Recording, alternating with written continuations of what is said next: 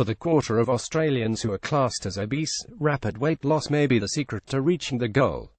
Fiona Baker investigates this shift in thinking. For years we've been advised not to shed the kilos too quickly and told the answer to long-lasting leanness is to lose weight slowly and sensibly. However, new research suggests the hard and fast approach has its place for people whose lives are at risk due to their weight. Experts now say that if you're obese or seriously overweight, the best way to budge the bulge is fast and furiously, dropping up to 2 kilograms a week, as you'll be more likely to achieve your goal than those doing it slowly and steadily. And the old adage that the faster you lose it, the faster you regain it, has also been shown to be a myth. That's the finding of dietitian and University of Melbourne researcher Katrina Purcell, co-author of a recent study into rapid weight loss at university. The message given to us was to promote gradual weight loss because it was the best way to lose weight and keep it off, she says.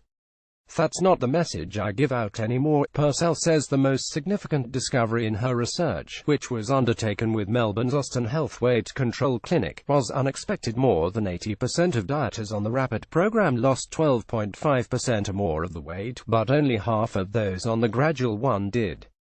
How rapid weight loss works. Another supporter of the rapid weight loss approach is Associate Professor Amanda Salas of the University of Sydney's Bowden Institute of Obesity, Nutrition, Exercise and Eating Disorders, who's researching how it works.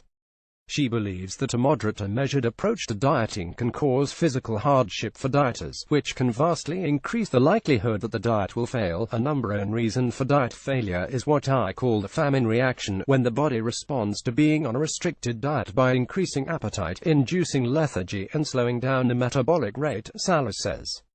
These responses make it much more difficult for a person to stay on a weight-reducing diet, encouraging them to not only come off the diet but also to return to the old eating habits that made them gain weight in the first place. This is where the benefits of the rapid weight loss method kick in, Purcell says, explaining that after about 3 or 4 days on a very low-energy diet (VLED) ketosis, when the body breaks down fat to form ketones as an alternative fuel source to glucose, can set in, and it just gets easier. When Purcell talks about very low energy, she means it. The diet she recommends is 800 calories, 3,300 kilojoules a day, or about 3 quality meal replacement shakes with a handful of green veggies for something to chew on. To put that into perspective, the worldwide recommendation for women wanting to lose weight is 1,200 calories a day. The length of time you need to stay on a VLED fit depends on your starting weight and how much you want to lose. Salas gives the example of a sedentary 50-year-old woman of 77 kilograms and 160 centimeters tall, who's classified as obese before the diet. She'd need about 2,055 calories, 8,600 kilojoules a day. To reach her target weight of 62 kilograms, she'd go on a VLED of 800 calories, 3,300 kilojoules a day for 1,216 weeks. After the diet, she'd only need 17,501,890 calories, 73,007,900 kilojoules a day, due to her smaller body size and the effect of the diet on her metabolism. Salas says VLEDs are typically used in clinical practice for 816 weeks, but there are case studies of people using them under clinical supervision for up to 12 months.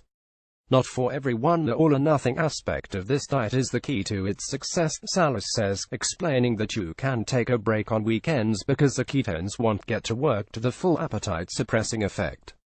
It's also not for everyone and shouldn't be abused by those who don't need it.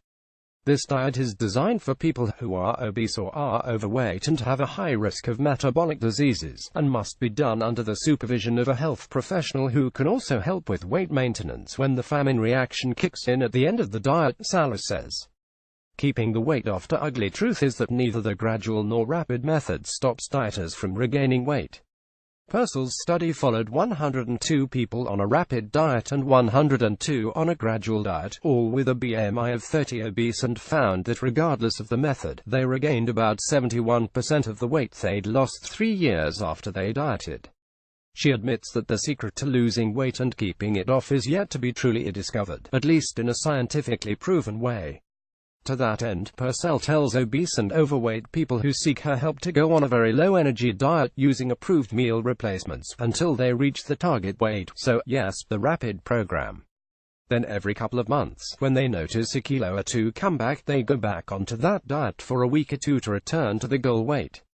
And they need to do this for the rest of their life. A typical day on a rapid weight loss diet, according to Salus 35 very low energy diet products, such as shakes, soups or bars, only use total meal replacement products, 1 teaspoon oil, 2 cups non-starchy vegetables, 2 water, at least what other health experts say. Nutritionist Teresa Boyce, muscle loss and nutritional deficiencies can occur if it's done for too long. The merits of a rapid weight loss diet depend on how low the calories are and also on the length of time that the person is on a strict low-calorie diet. It can be really motivating for very overweight individuals to see a big shift with weight loss. However, with severe calorie restriction over an extended period of time, you may see a reduction in not only fat but also muscle mass, which ultimately leads to long-term weight gain. With severe calorie restriction, you can also see nutritional deficiencies.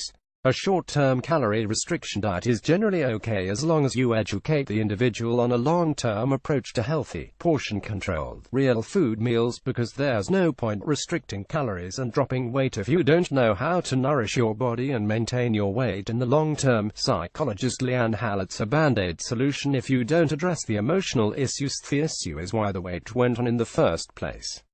Most, if not all, obese people have a poor relationship with the body and food. In these cases, weight gain is a consequence of multiple psychological factors: binging, poor impulse control, low self-esteem, even depression, using food to deal with emotions. While these people may be able to lose weight rapidly under prescriptive conditions, the issues that triggered the weight gain in the first place remain. Up to 95% of people who lose weight through diets regain the weight within 5 years because they're trying to adhere to an overly restrictive diet based on deprivation. Rapid weight loss is a band-aid solution. It's not sustainable. Having said that, rapid weight loss is medically necessary for a small number of people who are morbidly obese.